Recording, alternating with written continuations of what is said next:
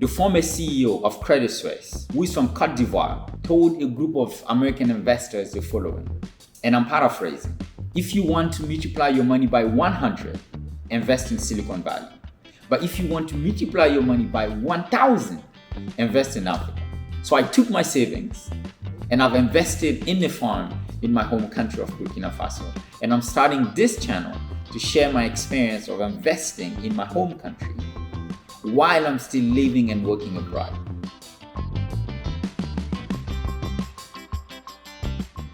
So this channel is for those in the diaspora like me who would like to invest in their home country but don't know how, or are scared, or have tried this in the past and have failed. I know this is not a very popular topic, especially among the African diaspora, because many have tried to do this and have failed. And I can tell you that I've faced so many challenges and I've come close to giving up on several occasions. But I keep going because I believe the right approach, the right method is out there. And if I keep trying, I will find it. And luckily, things are starting to look up on the farm. That's actually why I thought this would be a good time for me to start sharing my experience with you. I would also like to use this platform to talk about personal finance and personal development, which are topics that are near and dear to my heart. So why did I decide to invest in my home country of Burkina Faso while I'm still living and working abroad? Well, fundamentally, it is because I believe the African diaspora has a role to play in the African country's economic development. I'll have a separate video with more details about this, but in a nutshell, we can contribute by creating small, productive, formal, not informal, formal, labor-intensive enterprises that hire a few people or dozens of people, but can grow to hire hundreds of people if we work diligently to lay down strong foundations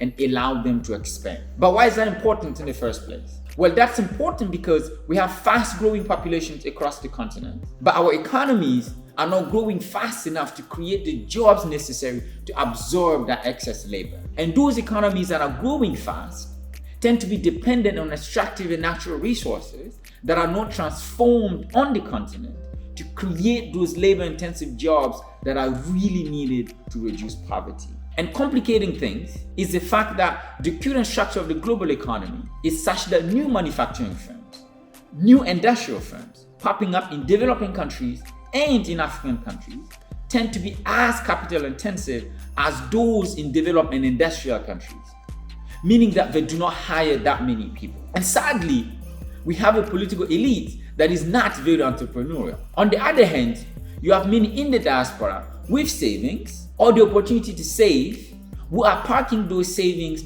in low interest savings accounts in the West, while those funds can be put to work on the continent and yield them a higher return. So to me, it seems like a no-brainer, but that comes with its own risk. Investing in Africa can be very risky, but also rewarding and impactful. And the higher risk comes with a higher return if you are successful. Plus, many of us in the diaspora are patriotic enough to be willing to take on a little more risk compared to potential foreign investors. All that being said, that is why I've taken my savings and invested in the farm in my home country of Burkina Faso. In a separate video, I talk about why farming and what is exactly that the farm I invested in does. And in another one, I will discuss some of the challenges we've faced so far. And let me tell you, it has been a roller coaster. But like I said, we've managed to get things rolling on the farm. And that's exactly why I thought this would be a good time for me to start sharing my experience with you. And hopefully, this will motivate some of you out there to do the same. It's a lot of work, it's a lot of headache, it is very hard, but it's 120% worth it. So come along with me on this journey as I share with you my experience of investing in my home country while still living and working abroad. And I'll be 100% transparent with you. If in the end this doesn't succeed and it fails, you'll be the first person to know. Now, it is not lost on me that there are over 50 countries on the African continent with different realities. But I still believe that we can learn from each other's experience. So if you are from Ghana, you're from Nigeria, you're from South Africa, you're from Uganda, it is up to you to take my experience, adjust it, and apply where you are from. For example, I've learned tremendously from Daniel over at Farmer, If you don't know him, you should look him up. He's very popular now with over 250,000 subscribers. When I first started following him, he had, I think, 15 or 16,000.